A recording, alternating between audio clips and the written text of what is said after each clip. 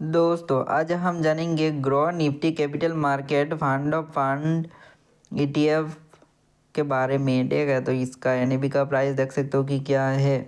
ठीक है, एंड यहाँ पर 500 रुपीज़ रखा गया है एसआईपी एंड लमसम दोनों का ही। इसके बारे में बात करें ना दोस्त, तो यहाँ पर देख सकते हो 28 नवंबर को इसका क्लोजिंग डेट है। अलॉटमेंट का डेट 5 दिसंबर को है। एंड यहाँ पर कहा जाए तो विड्रॉल चार्ज कहा जाता है एग्जिट लोड का जो बात है, देख सकते हो यहाँ पर क्या है। एंड यहाँ पर 28 यहाँ पर स्कीम को मैनेज कर रहा है ये कंपनी। एंड ये जो म्यूचुअल फंड स्कीम है very high risk mutual fund scheme है दोस्त।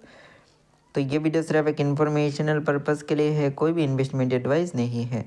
तो आप कौन से ऐसे एनएफओ के बारे में सोच रहे हो कि इसमें इन्वेस्ट किया जाए, कमेंट करना ज़रूर। तो फिलहाल आज के लिए इतना ही। May God bless you, good bye.